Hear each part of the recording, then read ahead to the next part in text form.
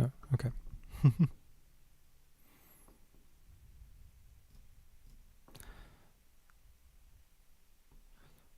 Oh, that's that one. Okay.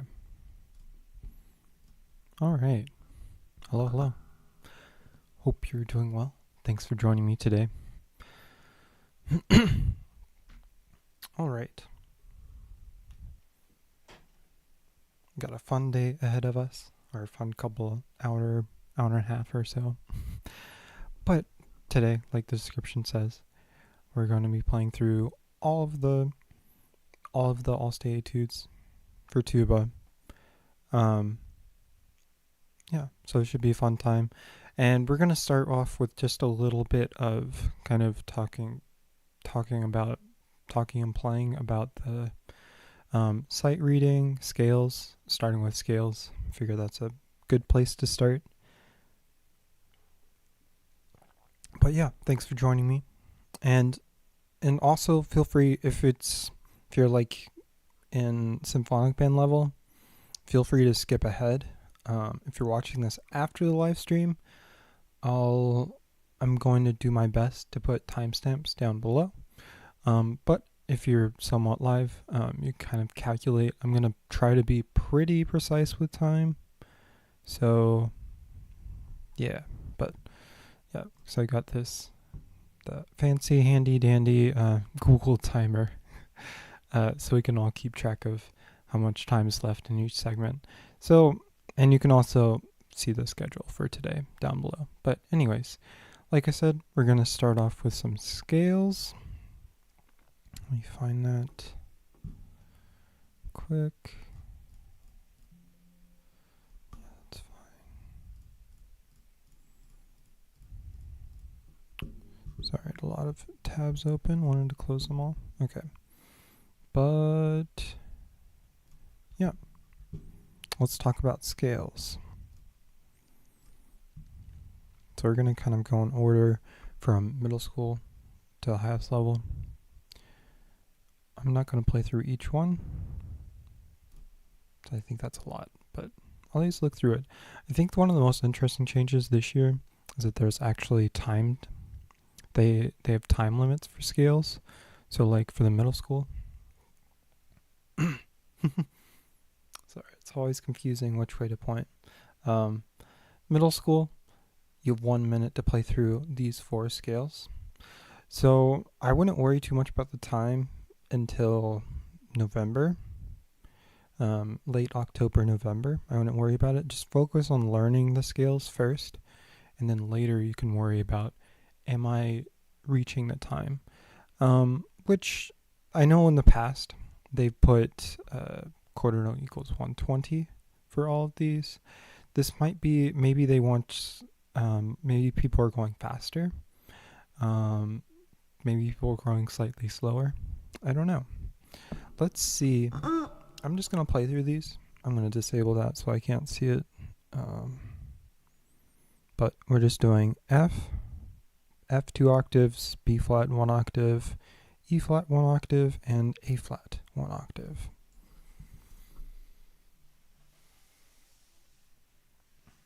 And let's see if I can do this in a minute.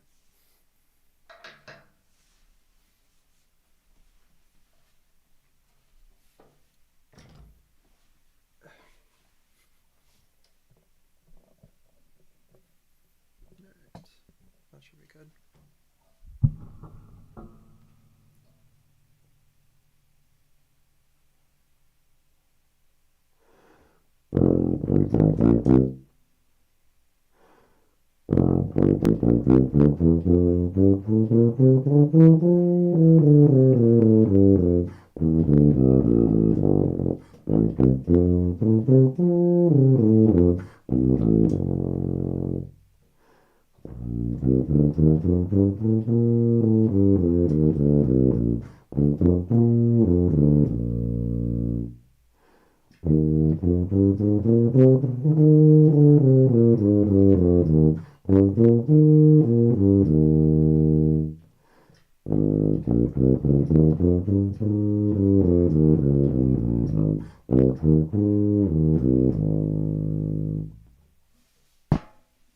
Cool.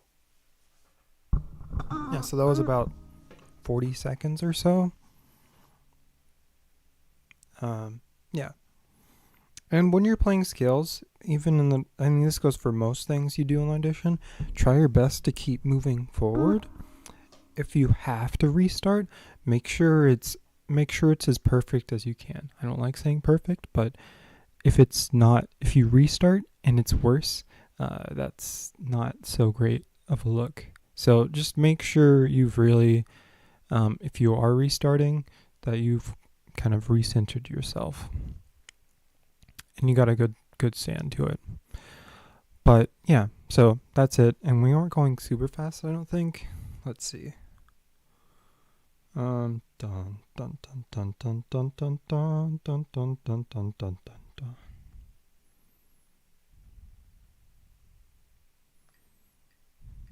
So about 105, 106-ish. Somewhere in that range. So you don't have to go super fast. So now, like I said earlier, previous years, it said 120. But obviously you don't have to go 120.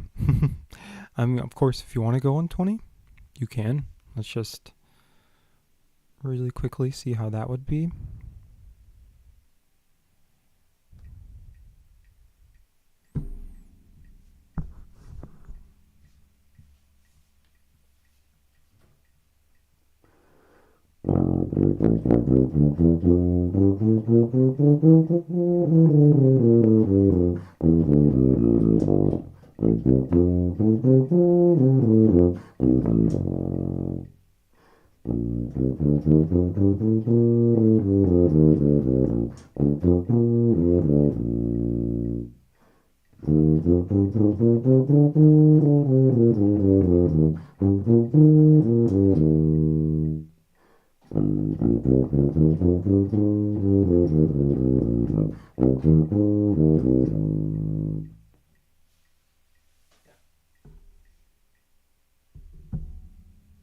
So 120, it goes closer to about 35-ish seconds. So it's a little bit, it's about 10 seconds or so. So you could probably go like 100, I think. We're not going to waste any more time to see how slow you have to go to exceed, but yeah. And the biggest suggestion I have for scales is just, as you play them, just add them into your daily routine. Like every day when you warm up, just play through all of your scales, whatever they need to be. If you're in middle school, play those 4 scales. Try to play them every day as soon as you can. If you can't right now, that's okay. Just keep working until you can.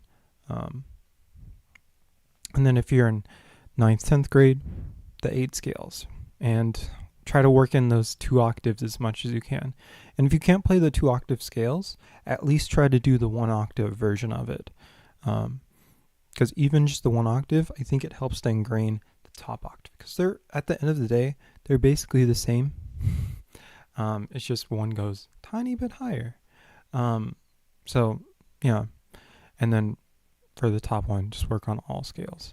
And of course, at younger levels, if you can learn more than your required scales, that's great.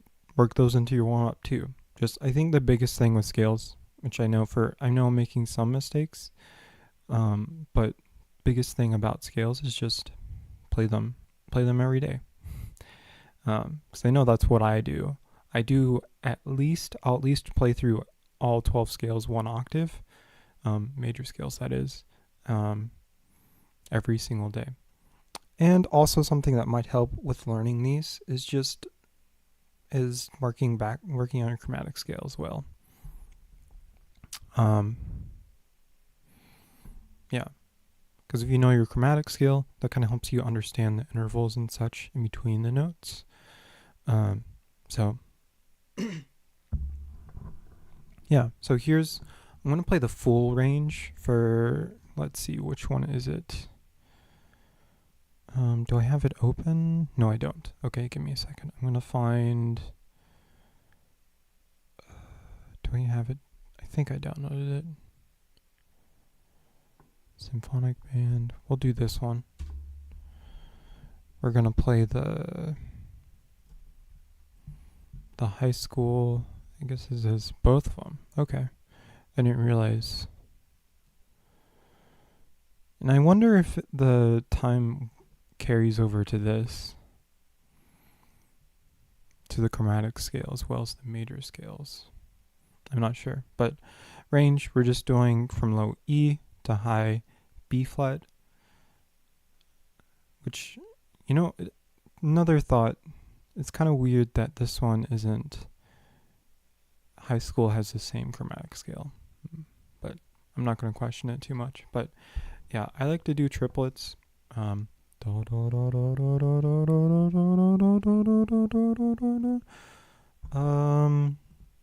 Yeah, so here we go.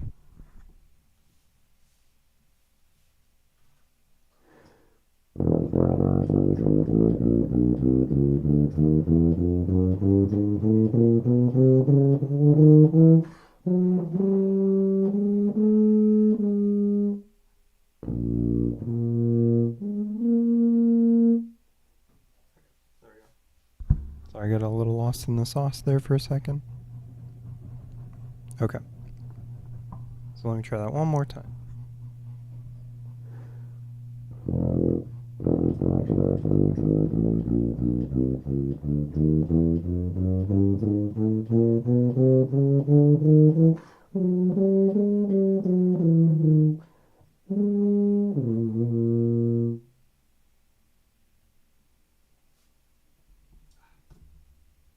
I don't know why I'm messing that up. One more shot. And, let's do that actually. Let's work on this chromatic scale. I would urge, instead of worrying about the full range, break it down octave by octave. So let's just do the first octave.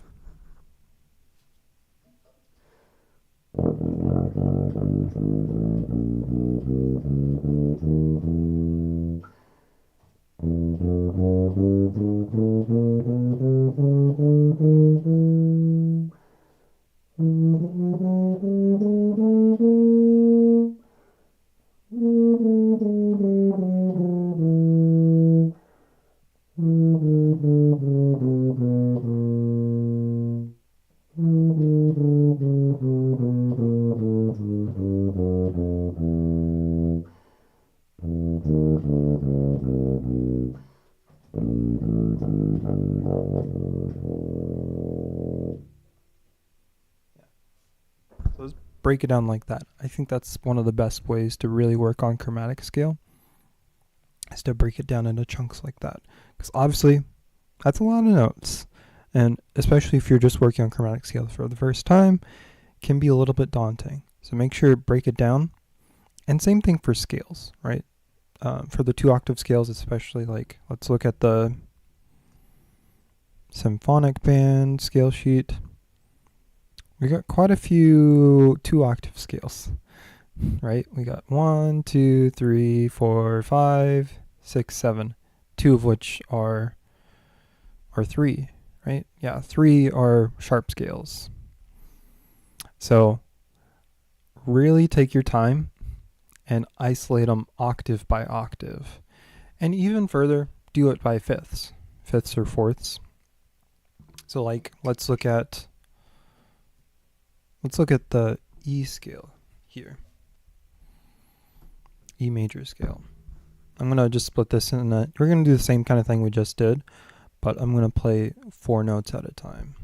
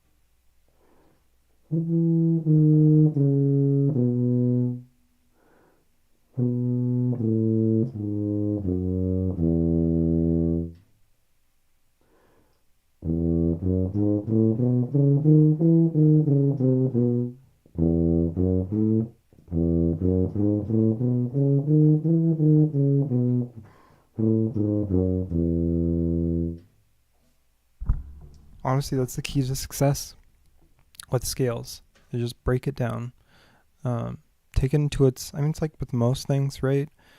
When you're working on an essay, sometimes you jump in. I know I've done that plenty of times, but usually it's best to start by thinking about what you want to talk about, break it into sections. What is your thesis going to be? What's your intro going to be? How are you going to conclude it? You need to think about those things with scales too. How are you going to start the scale?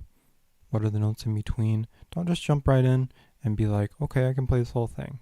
Because like sometimes that works, definitely, yeah. But especially if it's a scale you're less familiar with, take your time, break it down in chunks.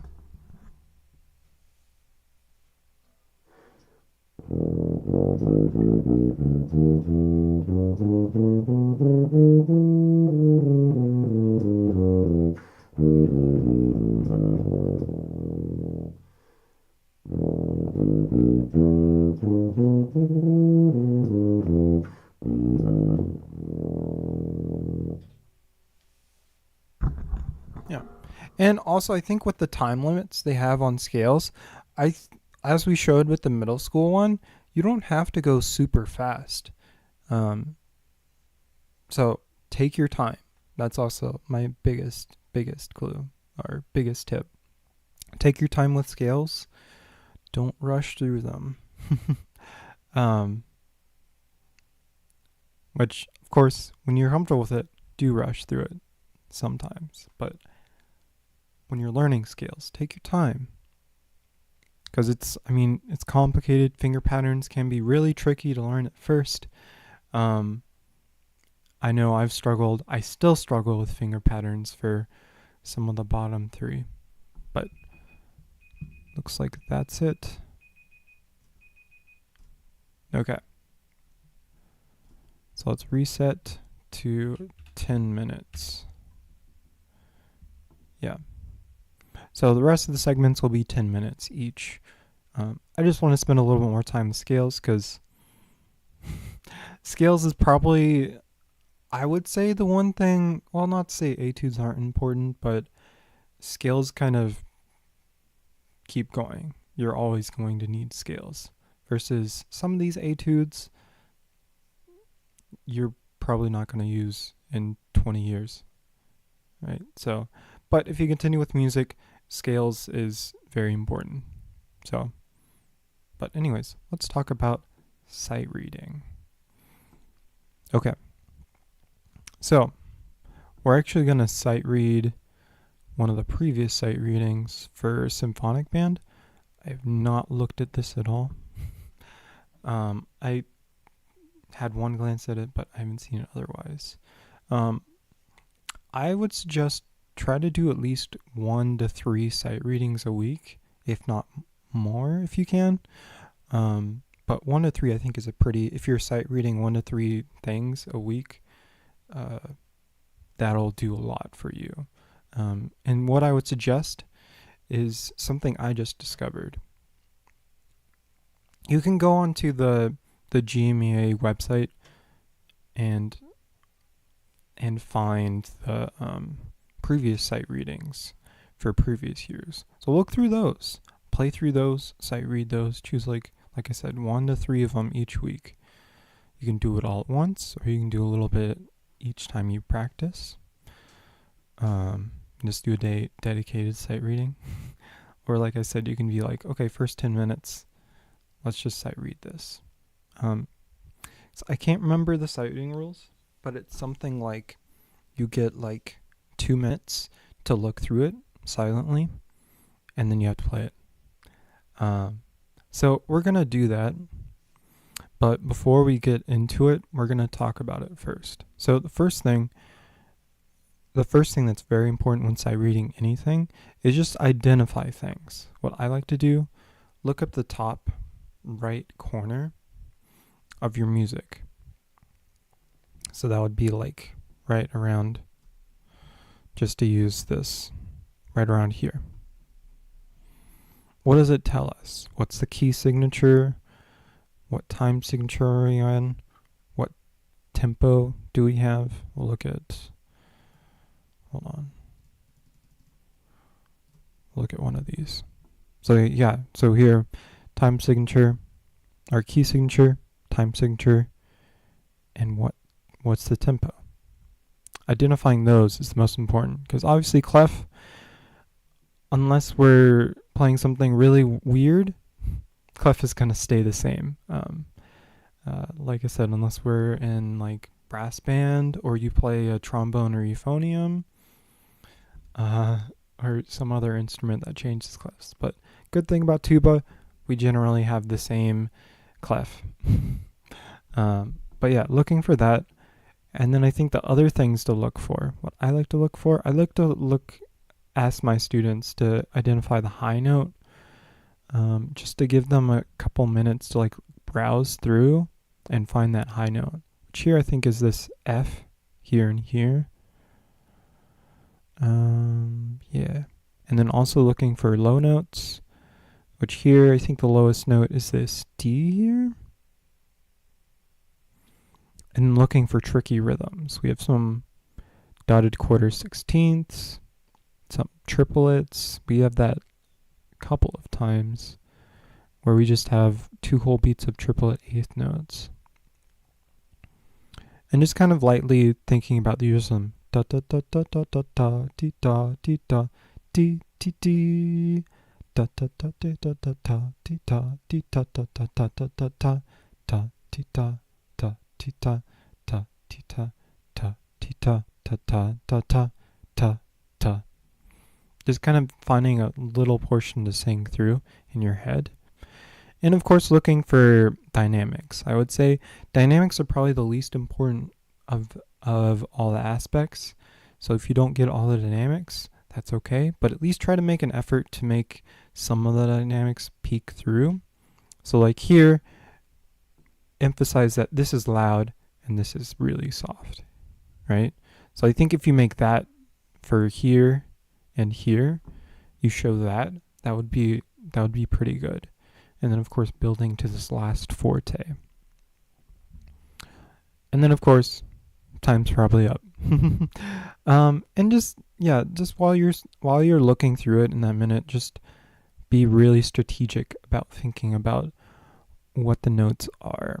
Like just thinking about what the first fingering is and the last fingering, which here it's pretty easy. It's the same thing, right?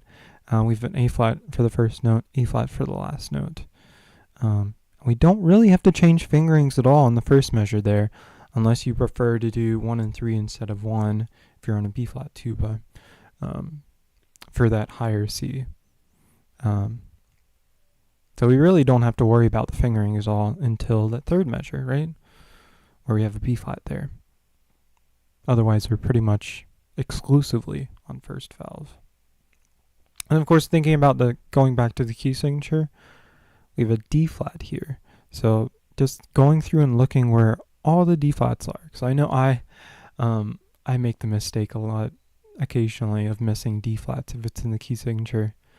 So like just even looking for like if there's a weird flat in the key signature, like G flat or C flat or F flat, especially, finding those notes so you know, okay, when I get here, I'm going to do G flat instead of G, or F sharp instead of F, or F flat. Yeah, or think if it's sharps, thinking about what sharps there are. But let's go ahead and I'm going to sight read last year's, I think this is last year's symphonic band. So I'm going to kind of go through my thought process as I look through it. But here's, it's round 1, symphonic band 2023. So here we go. Okay, so we'll go until 1:30. And hey, Jonathan, thanks for coming by. We're doing some all-state stuff. Okay, so I'm going to move this over here really quickly. Okay. Yeah. All right. Why is the timer stopped? I don't know. Okay. So we're in cut time. So we need to think da da da da da da da da da da da da da da da da da. Another thing being aware of what kind of stylistic markings we have. And the last couple measures, da da da da da da da da da da da da da da da da da. I hope I can make All-State this year. You got it. I believe it. Da da da da da da da. And of course here we have triplet quarters, which are basically just triplet eighth notes. In this time, da da da da da da. And then making sure to re-articulate there. I have no clue why the timer has stopped. That is really weird. Okay, well, we still got a couple of seconds. Highest note, we go up to a G over here and here. Go down to a B flat here. It's weird that they don't have a lot of these lower, but yeah. So anyways, we're going to go ahead and play it because I feel like I kind of understand it well enough. And we're in C, so we need to make sure we're playing E natural, B natural, A natural especially. And then we have a couple of added sharps here and here. So here we go.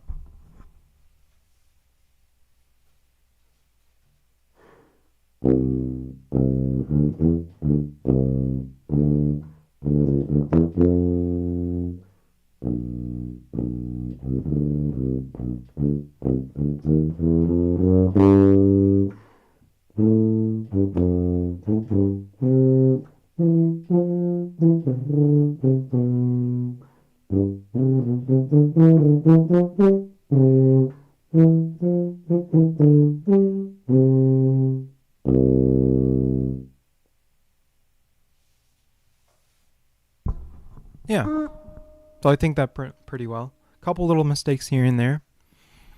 But I think the most important thing with sight reading, and with most, like I said earlier, you just got to keep moving forwards. If you make a mistake, try not to let it get you down, and just keep moving through the mistake. Because unless it's like something where it's like you completely miss a time change or something like that, it's not going to matter as much. And if you can show that I can keep going under pressure, like fracking a note or something like that, I think that shows a lot to the audition committee. So yeah, just being aware of all that. You know, it's a lot to think about, but it really does help, I think.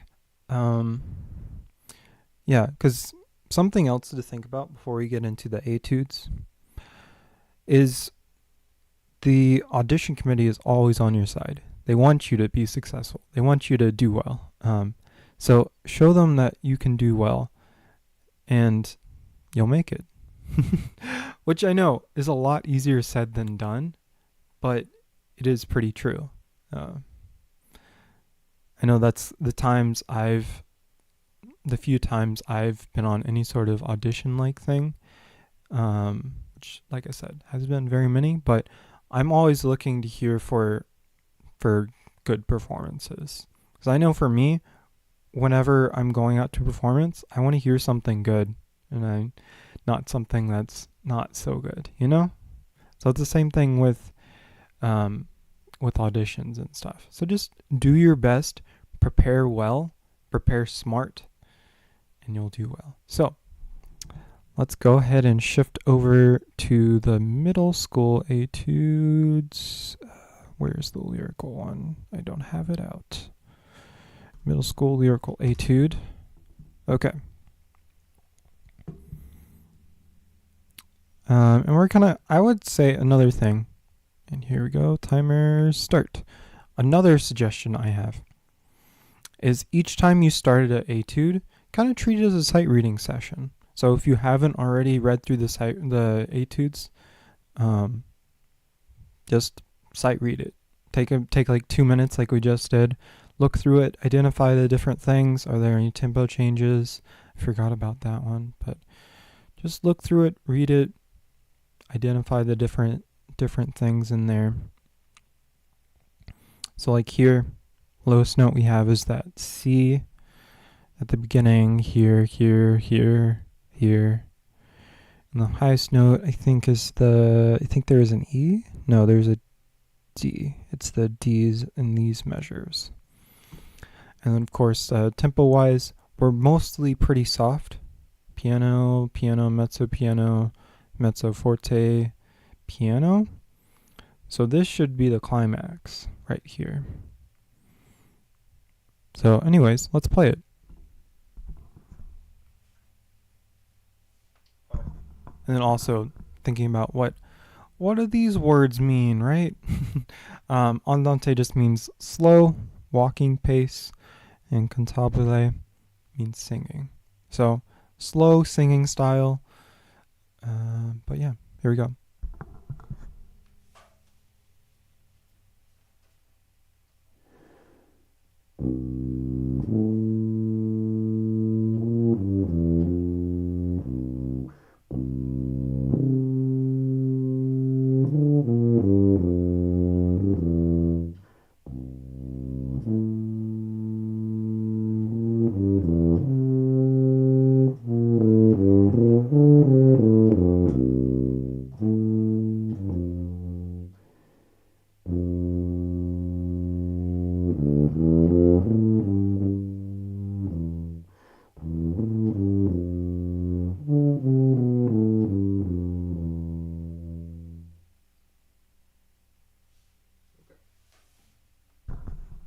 Nice, short and sweet. Yeah, so I think a couple things to be wary of is try not to get too soft too fast in this part. So like here, go down to mezzo piano and then down to piano. I would even say it's probably somewhat okay to take these dynamics a dynamic level up, except for the piano. So like maybe thinking about this as a mezzo forte or this one as a forte could be good. Just try not to be super aggressive. I think that's the only reason they didn't put forte there. It's because they want people to showcase more lyrical sounds, which are not really loud sounds, right? So hold back just a little bit and try not to overplay. That's another big key to being successful in auditions, is you do want to show all you got, but you don't want to blast your audition committee out of the room. So find that balance and you'll be really good. Yeah, so of course here we have a lot of triplets, so just in your mind, just have the triplets kind of cycling through your head.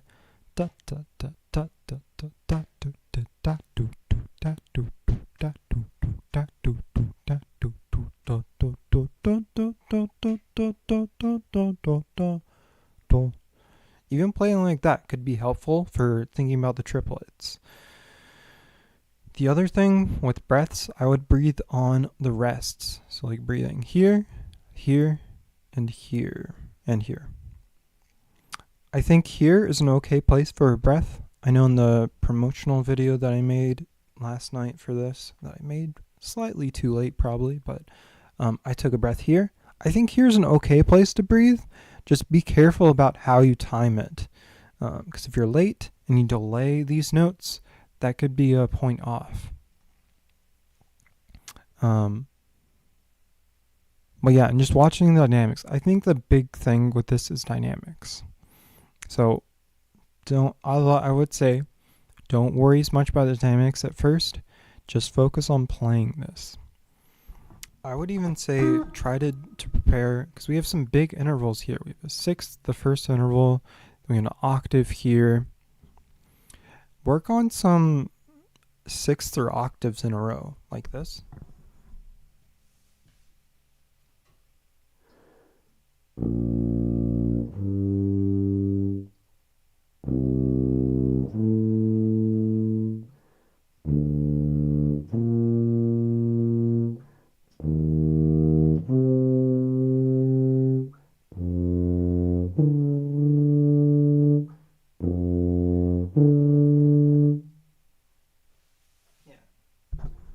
etc., etc. Kind of like how we do scales in thirds, but thinking like scales in sixth or octaves. I've been doing a little bit of that myself with some of my practice, where I'll just choose a random interval between a second and an octave and try to play a scale in that interval, like scales in thirds based. And even if you're just working on scales in thirds, that helps a lot more than you think. And then I like to do an octave exercise like this.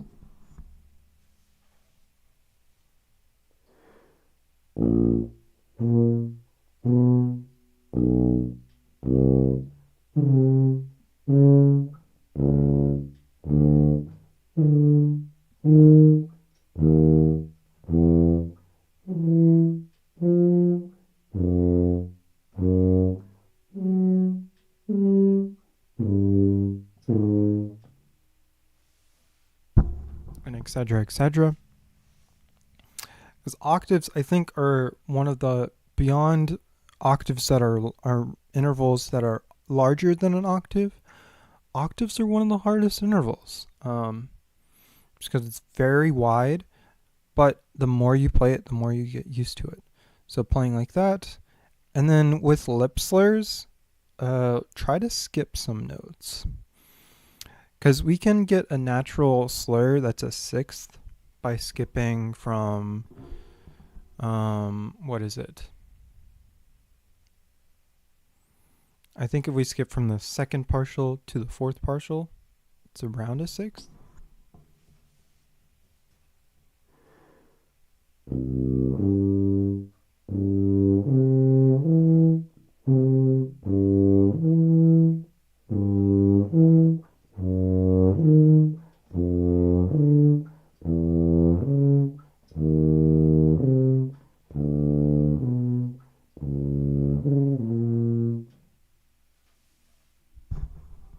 Doing that kind of thing. And you can go a little further with it, do the whole like bugling NBC kind of thing.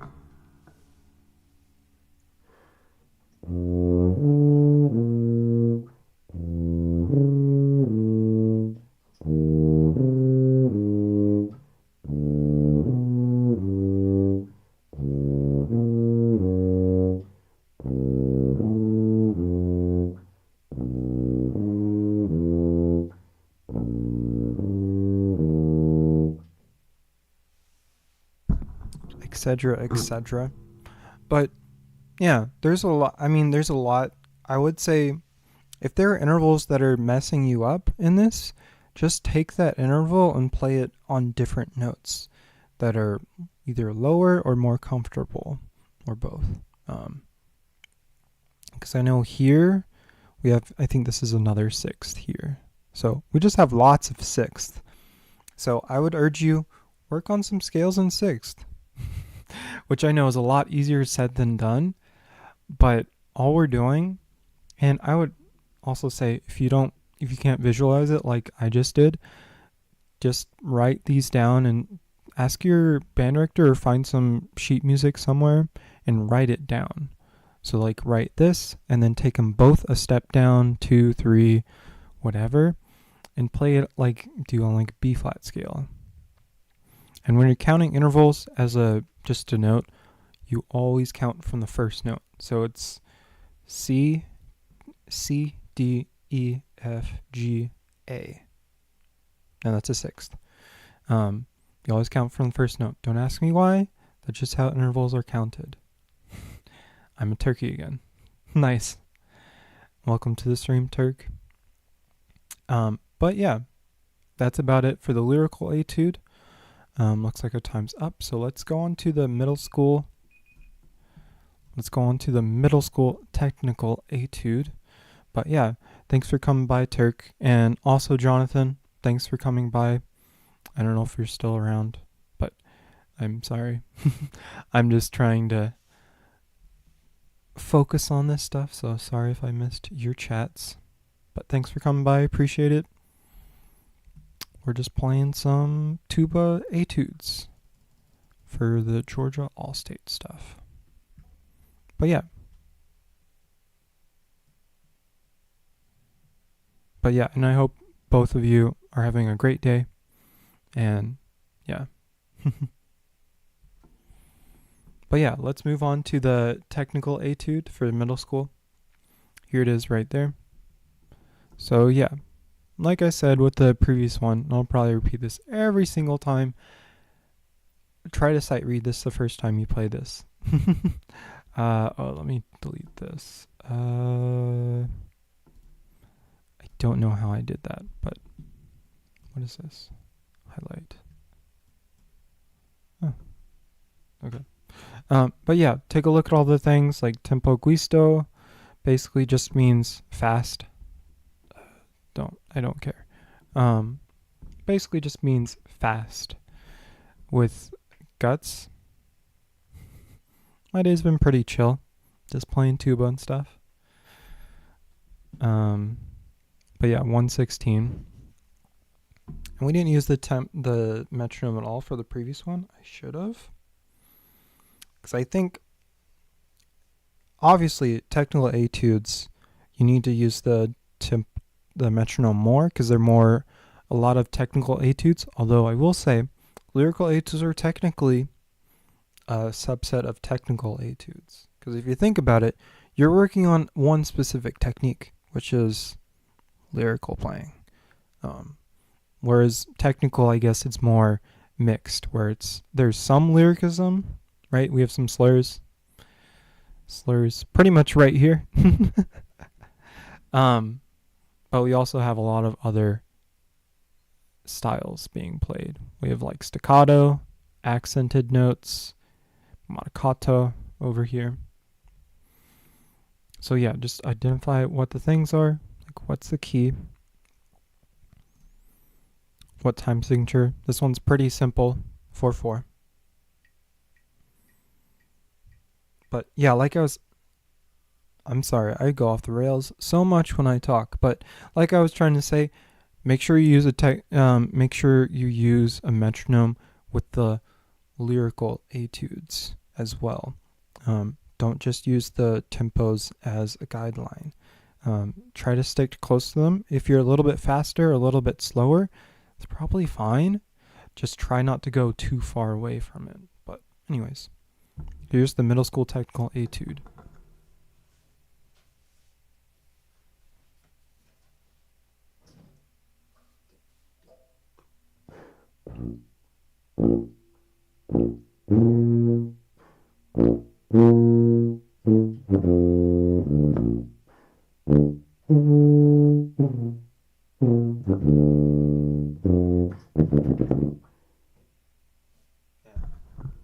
Let me try that whole line one more time. So I've looked at I wouldn't call this complete sight reading because I played this earlier, but let me try that one more time.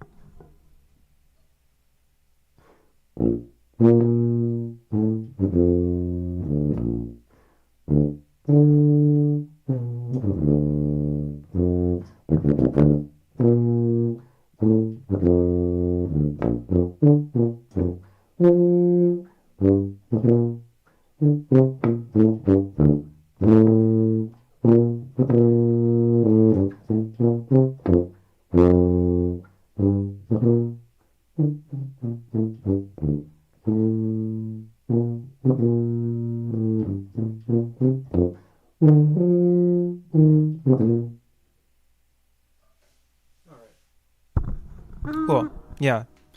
So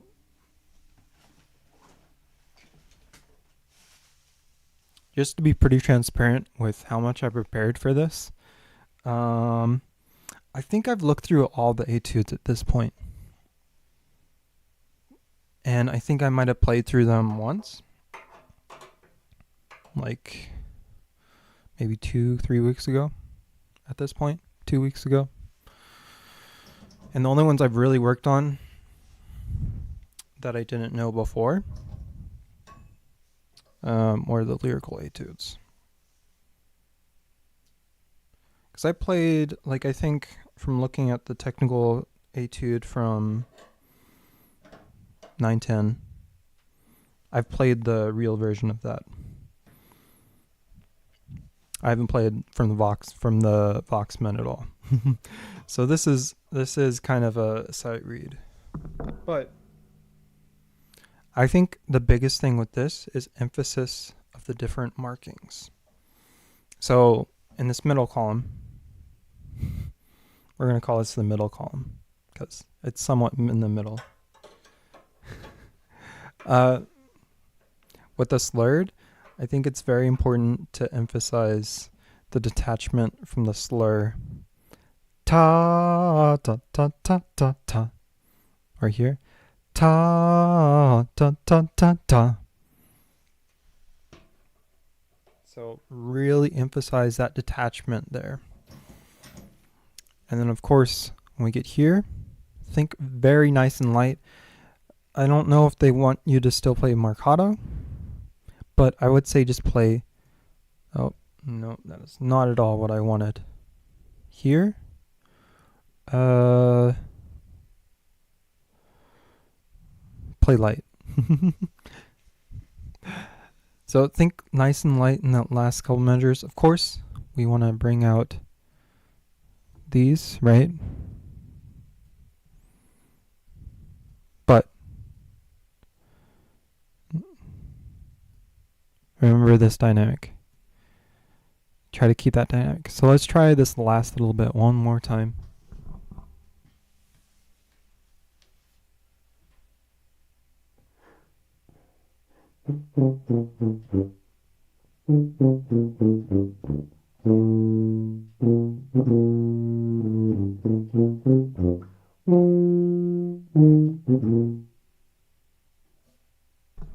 Yeah.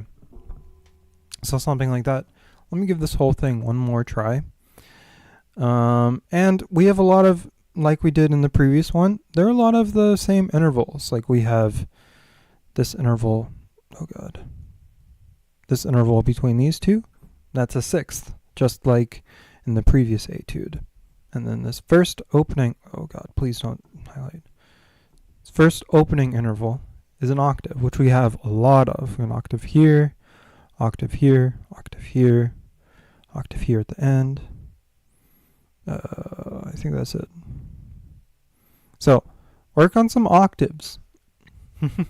I think is the big thing for middle schoolers. I mean, everyone can benefit from octaves, but especially in the middle school etudes. So let's play it one more time, just so you can hear it a little bit, maybe clear.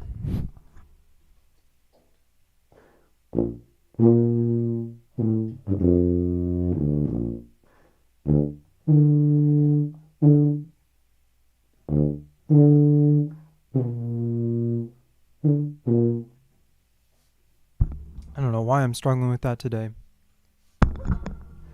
Yeah,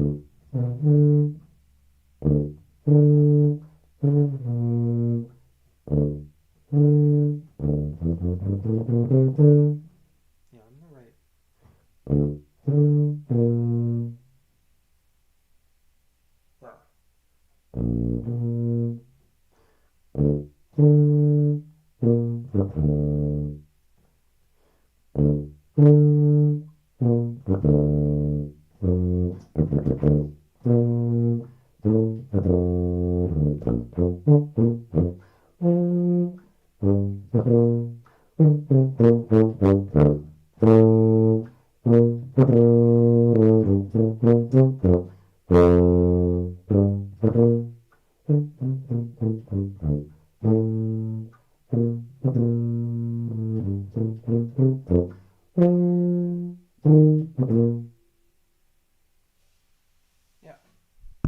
There we go. That was a bit better than the first attempt. But, yeah. Biggest thing, work on some... I would do a lot of interval exercises, actually, to work on this better. So we have, like here, we're skipping... It's like a... Basically, I mean, it's basically a B-flat arpeggio. But we've kind of misplaced we've put the D on top instead of in the middle, in between the B flat and the F there.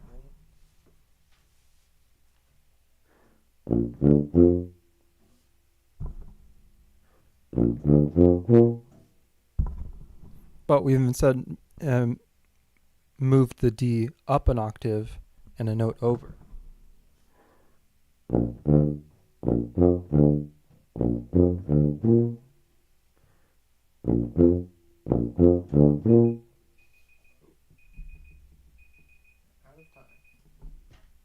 Just one more second and we'll move on to the next one.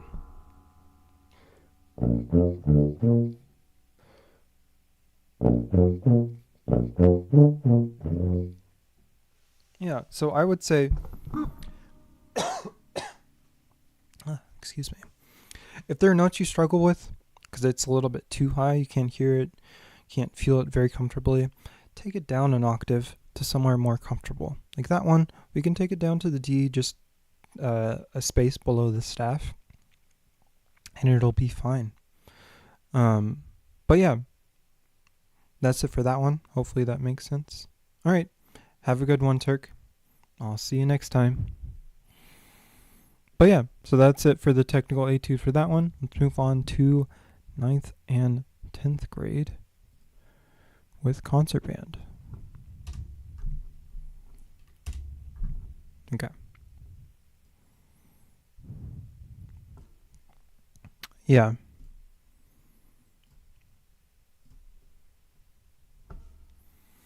Yeah, and just to and I'll be working on some recordings of these in the next 2-3 weeks. So you have something that sounds a lot better than most of what I'm putting out today. So like I said, I haven't given these my true due diligence. I've worked on the lyrical ones a bit. It's like this one, I played the real version of this one. And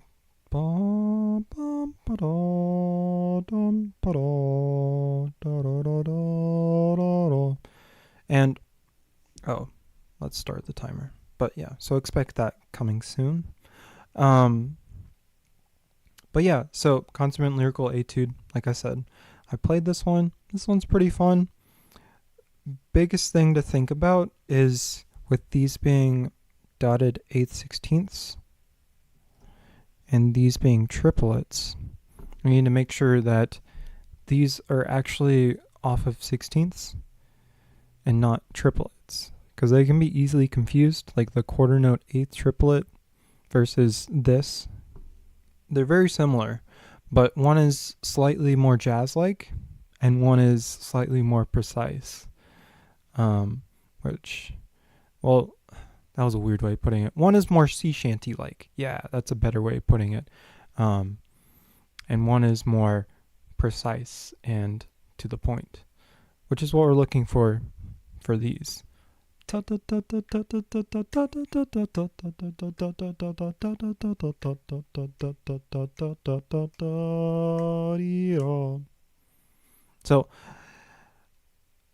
and we did that with one of the, I think the first one. Subdividing things is always a great method for practicing something. So just think super clear and precise.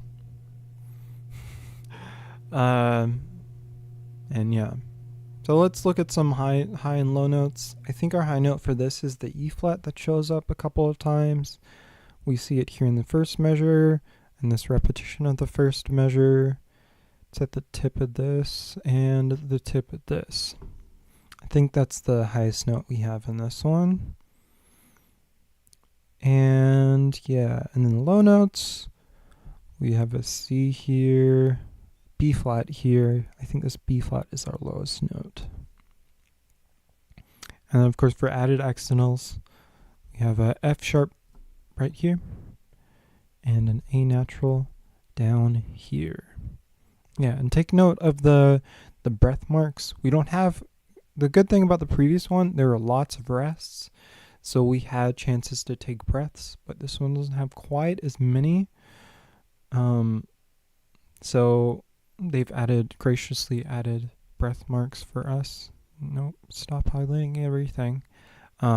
So make sure you take mind of those, and you're very precise in those. If you breathe, like, of course, the rests are obvious breath mark places. I would always breathe on those. I would even say breathing after half notes is an okay place to breathe.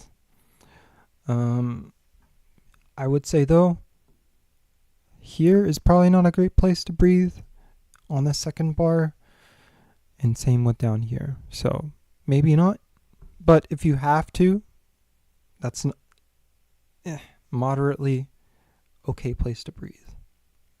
But yeah, let's play through it, see how this goes. I think there's too much else to say. I would say, and this one's, we do have leaps, right? We have leaps here, but we have plenty of scale-wise places, like here, or this is an arpeggio, scale-wise, mostly scale-wise, one leap here. But yeah, let's play it, see how this goes. Here we go.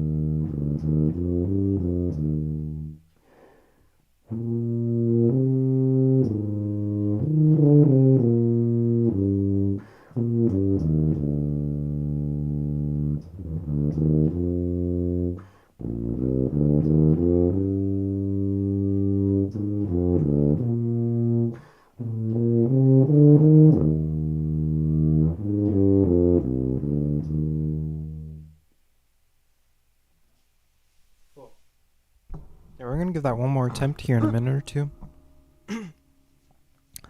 But I'm going to check the tempo first, because I feel like I was somewhat slow. But it could be also just that just because we were playing a slightly faster piece, it feels slower. Yeah, we were slow. We were about 10 beats under-ish. Yeah. So like I said, it's really important to make sure you get with a metronome. Even for these lyrical ones, where yes, you don't want it to be super strict always. But for the audition, of course, we want it to be somewhat more strict. Because I know I've heard plenty of players talk about, to really show the expression of something. Of course, what can we think about for expression, right? We have dynamics, we have style, and then what else? We can change the time, right? Pretty simple thing to do. Maybe not simple, but it helps to kind of show more interesting parts versus it just staying the same tempo. But for these, of course, I would say try not to deviate from what's written. If it doesn't have a ritardando or rallentando, a cello rondo written in, don't add in one unless you're very stable with it. Because if you're not as stable with it, they could just think you're messing up. You're just like adding in you've messed up and you'd slow down.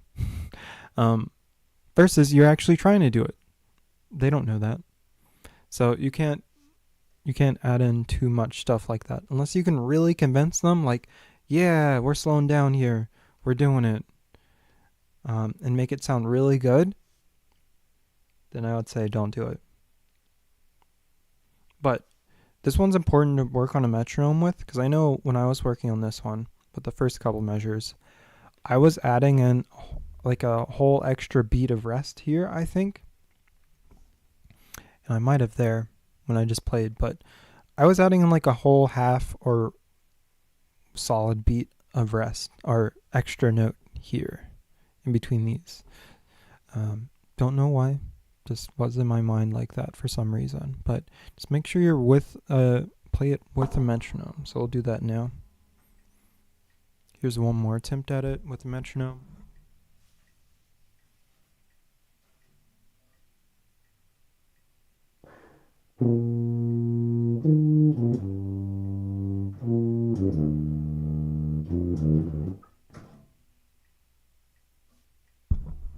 One more try.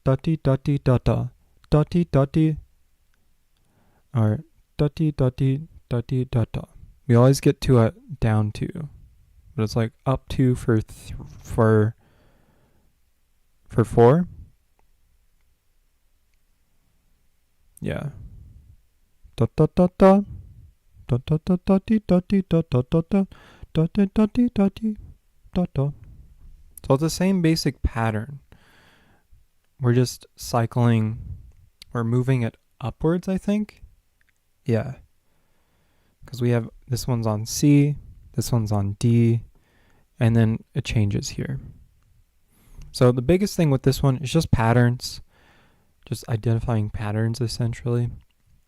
But let's play that. Let's just play this section.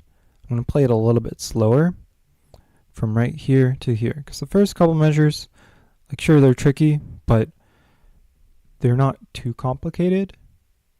Just, I would say, bring out these to show interest. And especially, I forgot to mention this earlier, but the 2 most important things to work on, I think, are the beginning and the ending. This goes for sight reading, scales, mostly with etudes. So make sure you have the beginning, so you show them like, oh yeah, this is really solid, and then work on the ending, just so it ends nicely. Because typically, that's going to be the 2 parts that most people remember of anything played. The beginning and ending of a piece. But let's play just that little bit from here to the end. A little bit slower.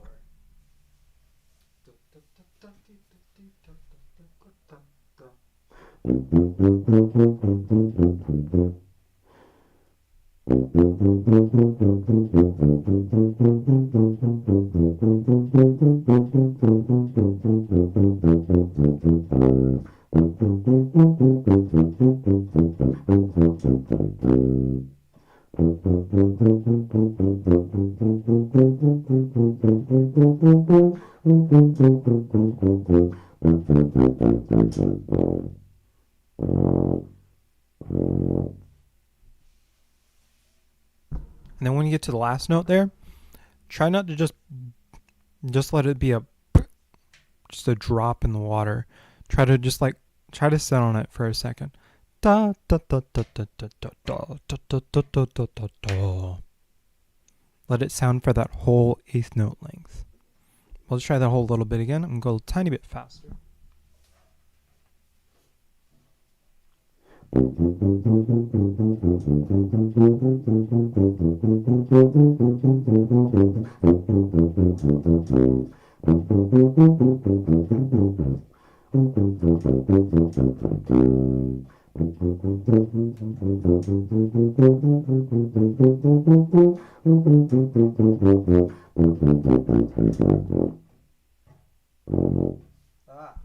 I'm breaking what I said, but let's try it again. I'm going to play it up speed. Here we go, one last time. I know we're pretty much out of time, but one last time and we'll move on.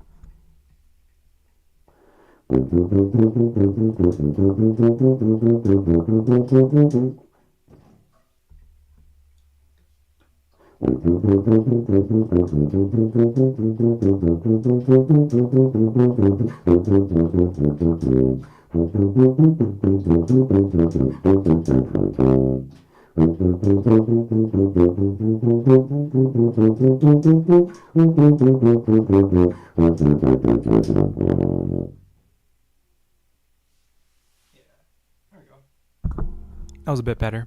But yeah, you even see, like, I still need to really work on this section as my downfall. I still need to work on that a bit. But even just that little bit, I think, helped me understand it a little bit more. Hopefully you kind of saw that, maybe a tiny bit. But yeah, the biggest thing, technical etudes especially, break it down. Like, that was probably, honestly, I probably should have worked on just those couple of measures by themselves, which I'll do later. Maybe not today, but another day when I'm working on my recordings. But break it down to its smallest bits. Don't think about it as a whole chunk. Take it a couple measures at a time. Like, sure, when you're first playing it, like I've said a bunch of times, try to play it through, but then isolate the measures after you play it through the first time. Circle the measures which you felt like went the worst, and then work on those a lot.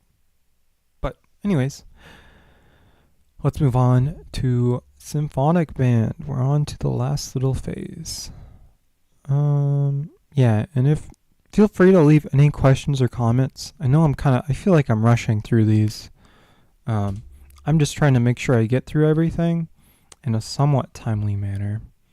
But if you have questions, comments, concerns, I sound weird, please let me know. I would be happy to respond to any sort of things. But anyways, let's get on to symphonic band lyrical. Okay. So with this one, we have our sharp scale, right? We're in D major, which we can't really see from the beginning and endings, but it is D major. Well, I guess you can argue that it is A major, because we do have several. I don't know what I'm talking about. That's fair. And that's okay. Oh, nice. That's good. But yeah, so you could argue that yes, it is completely an A, because we start and end on A. We have a couple of G sharps here, here, and here. And we also have a D sharp here, which I think is just more of a it's just more of a passing tone. So it's not as structurally important. We're just getting through to this E here. But yeah, so 3/8. So we need to think da dee da da da dee da da da.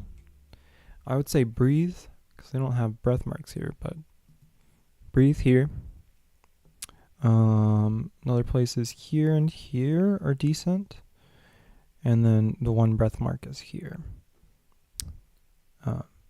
Here's probably an okay place to breathe, but I would say just try to keep moving through this. Think somewhat 4-bar phrases. So yeah, just try to, I would say good breathing spots are here, here, and of course this breath mark here.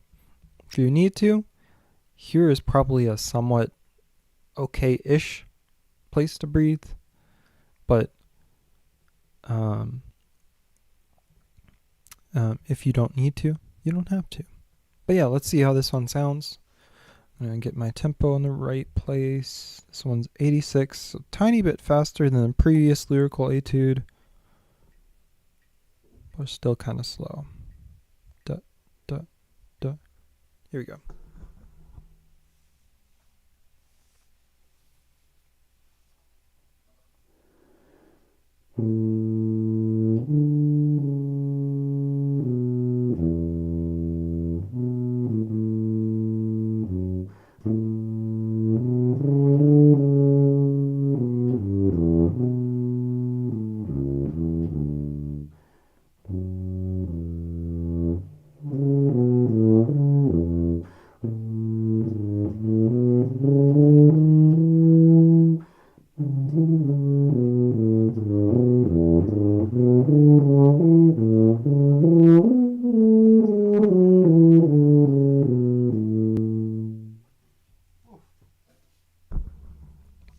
Yeah, gets into a little bit of doozy there at the end.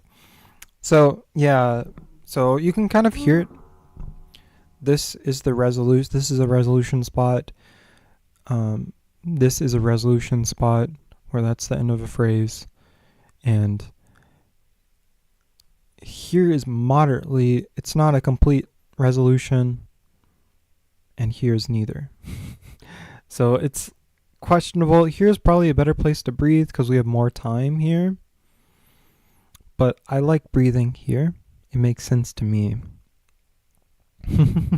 which is a really weird thing to say, but yeah.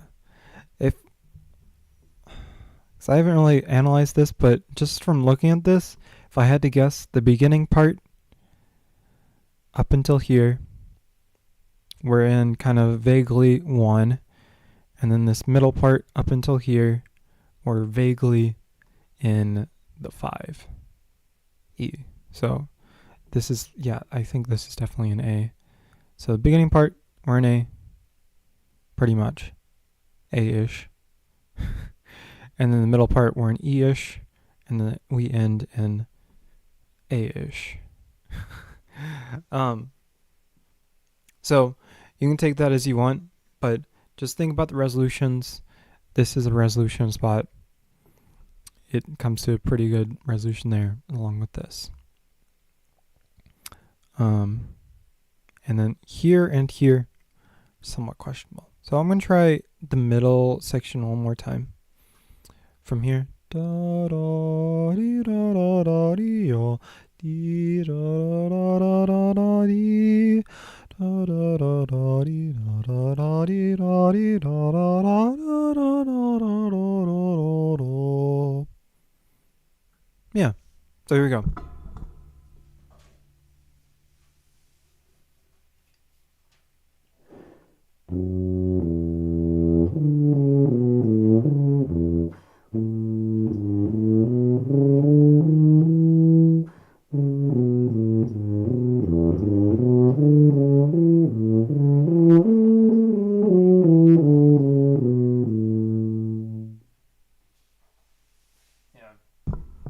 There we go. That was a bit better.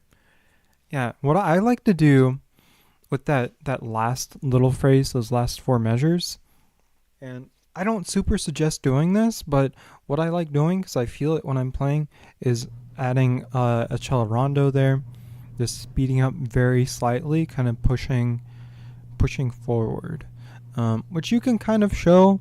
Just think more you're moving forward as opposed to you're actually like changing the tempo, right? But yeah, this one's I'm probably just, because I played this one a couple of times. It's been a while since I last played it, and admittedly my practice routines have not been as good lately, but they're getting better. But I'm trying to think what else. Same things, same kind of things I've been saying. Work on intervals. We have lots of sixths. Like here's the 6th, right? I think this is a 4th. Our opening interval is a 4th, 3rd. So just being aware of where the notes are, hear the notes. Biggest thing about lyrical etudes is just feel the music. I think that's the best thing I can say to help you understand this. I'll take some water.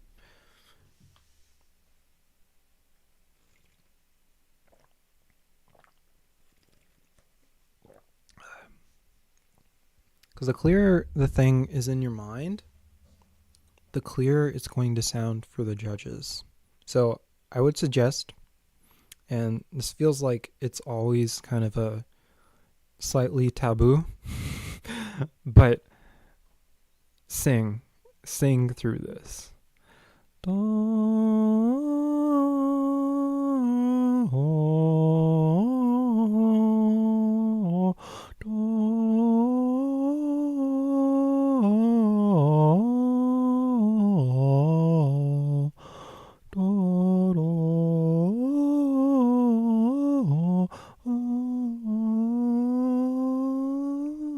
I'm going to stop there.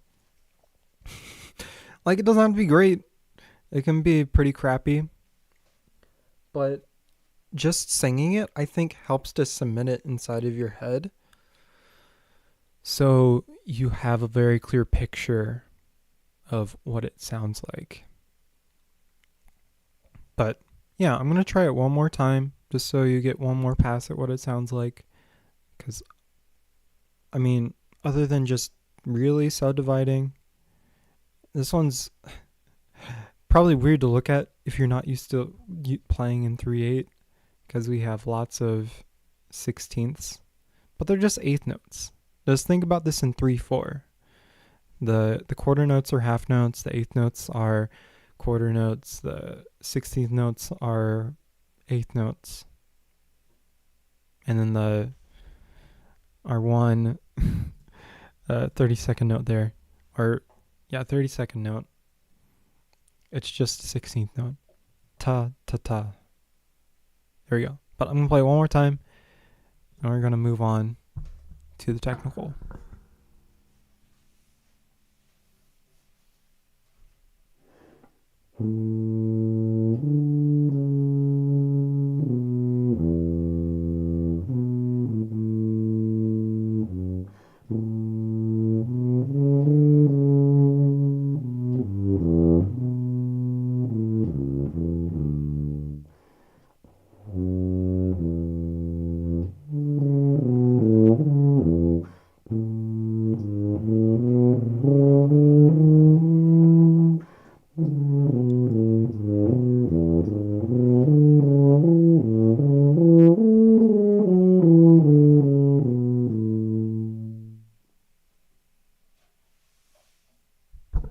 Yeah, and I think the other thing that I just realized, I'm probably getting way too loud in the last couple measures. They want you to be piano, which I need to adjust to that. But I'm like I said earlier with some these lyrical etudes especially, I'm very used to playing the full things, which are not very different, but because this is pretty much just like the first little bit of this etude from the etude book that it's from. So it keeps going. But I'm used to, with those last three measures, what I like to do when I play it from the etude book is kind of do a very slight cello through those last three measures and also kind of soar through them. That's what I like to think about with that little part. And I think even just thinking about the soaring through this will help you.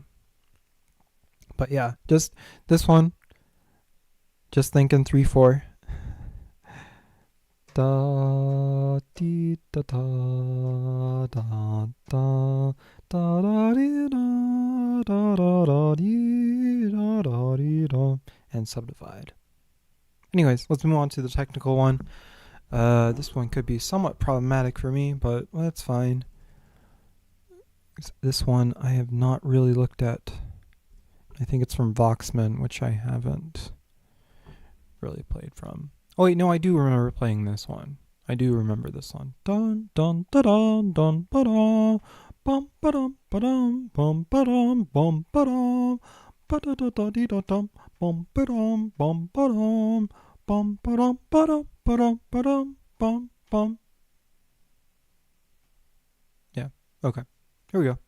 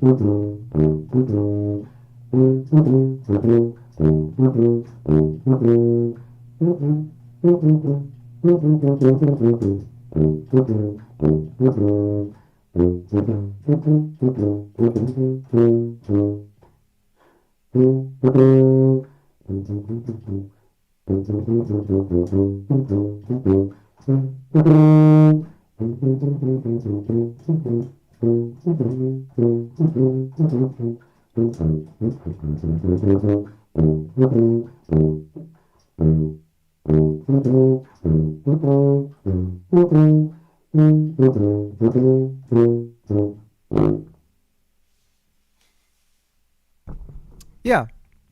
Oh, I didn't start the timer. Oh well, I guess it doesn't matter. I'll just have that as a vague kind of idea. Yeah, so this one's quite a doozy.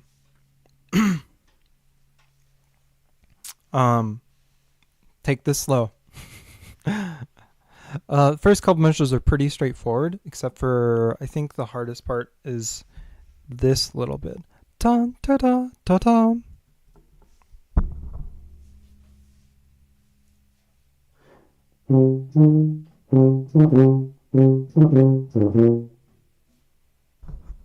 Yeah, just get that in your head and you'll get it down pretty easily. And of course, we have our first set of triplets in that end of that line.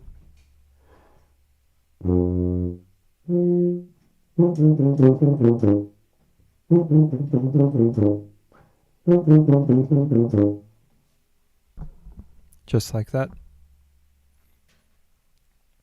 So I would say with these like 2 to 4 beat little phrases like this, take it 1 or 2 beats at a time. Ta ta ta ta ti ta. So let's do that with this one. Let's break it down. Get out of there. I don't need you.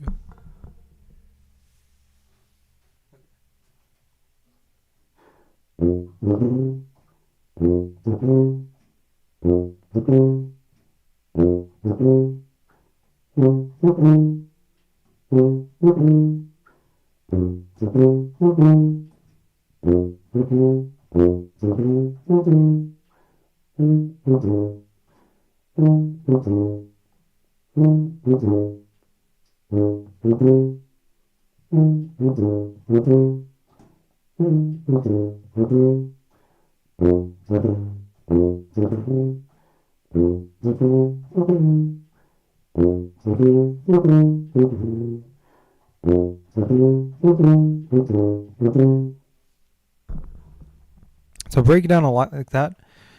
Do it like 2 to 3 notes at a time, then piece it together, and then do the next set, piece it together, and etc. etc. You can practice that further down here at 9 to beginning of 10.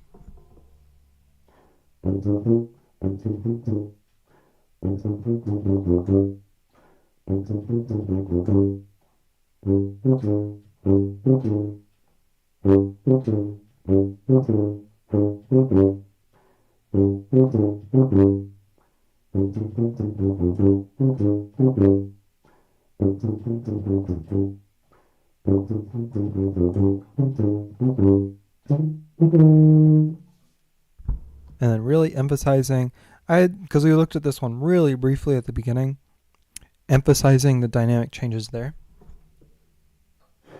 And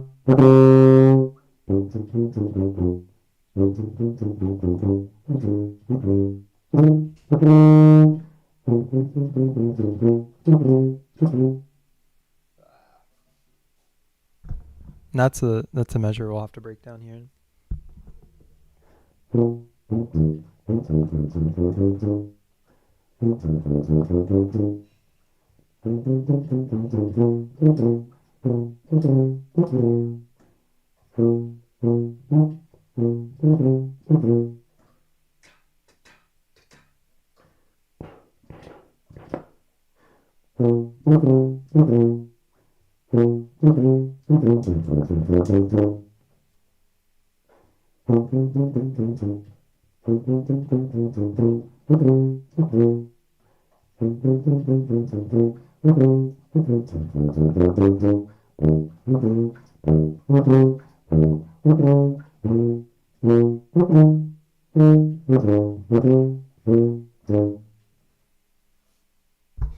And of course, don't add the A flat at the end down an octave.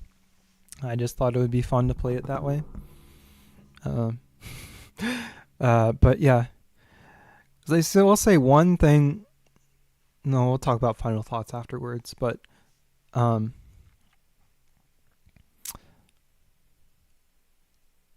yeah, so let's try that whole last little bit now, because it's the first couple measures. This seems to be a common theme with a lot of these. First couple measures are not too crazy, but then the ending gets a lot crazier. So do work on both. Don't just say, oh, this is easy, I'm going to skip over it until November. Make sure you still get it in your head pretty confidently, but focus on the parts that really get you down.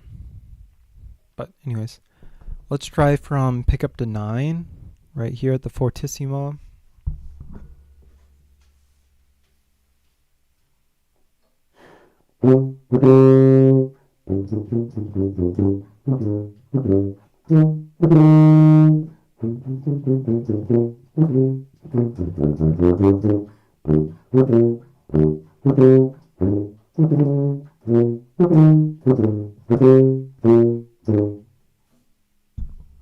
Yeah, there we go. That was a bit better. This one, I would say, like I've been saying, just honestly, working on any of these etudes is pretty similar. Of course, some are harder, some are slightly easier. This one's definitely on the harder side.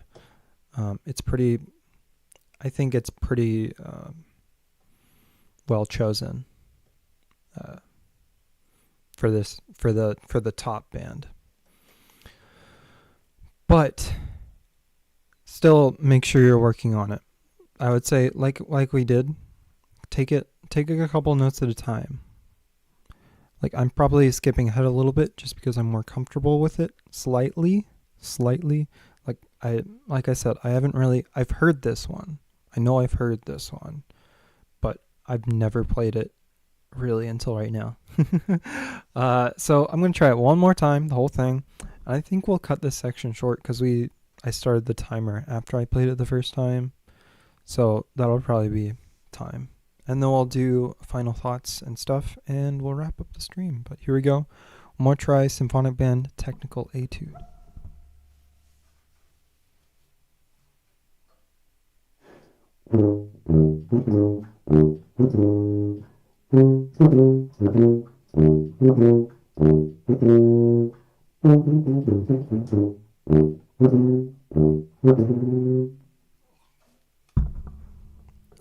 One more time.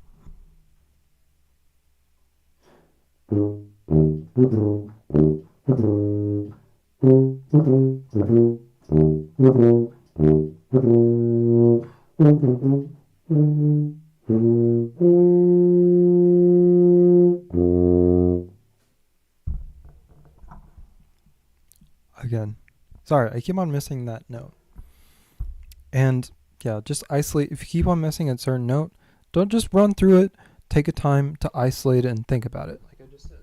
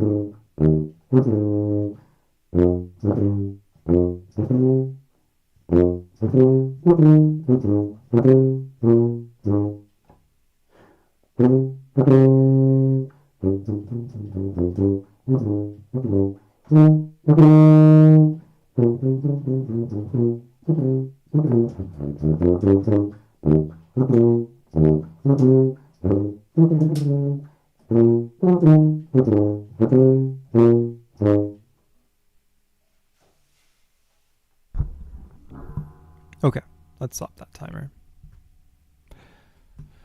Cool. Is that, no, that's the wrong browser. Okay. Timer, there it is. Okay. Cool. We did it. We're not over just yet.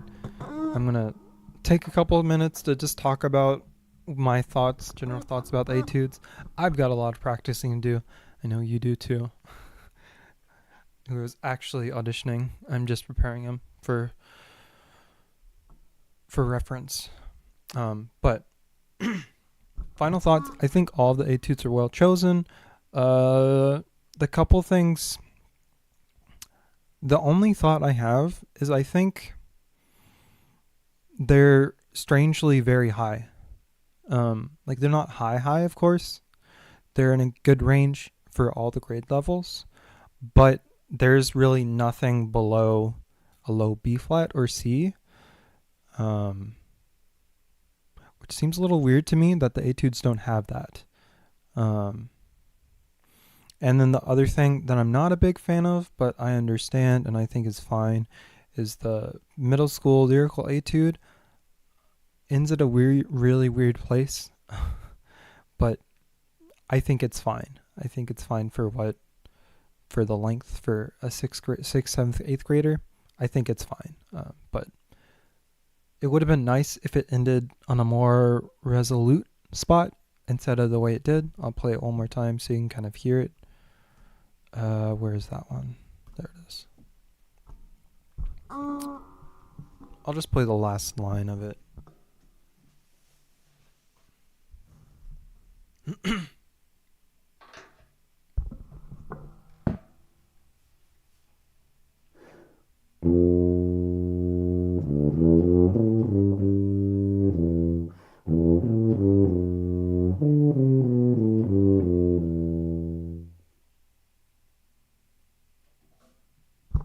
Kind of weird ending.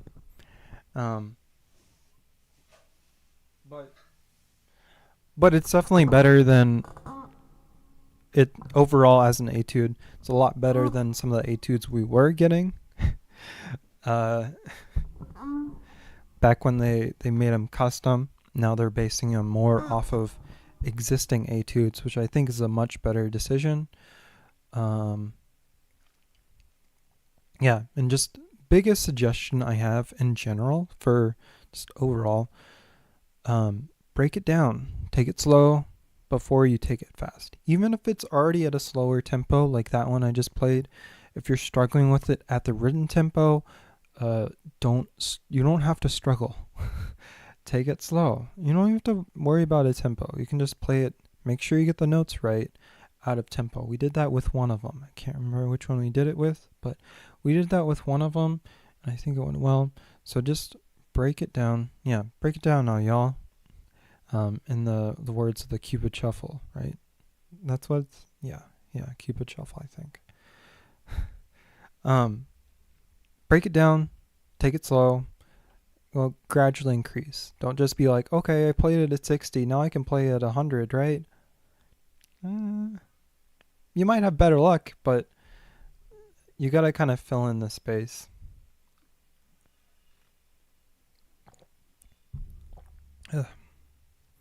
Trying to think what else to say. Yeah, just practice. And just so it's pretty clear. This is going to be the first of at least 3. I might do more streams where it's dedicated to All State Prep. I'll do one again in another month, sometime in October, and I'll do one in November. Might do one like the week before district auditions, and maybe one after. But we'll see about that. And then I might have 1 or 2 more in between now and then. But but yeah, that's my general thoughts. The next one will be I'll be a little bit more polished on them. And have some better thoughts from working with students on them. And then I think the November one, I might try to get some audience recordings and review those, along with me playing them, just to kind of review those, but we'll see if that actually happens. I think that's just about it.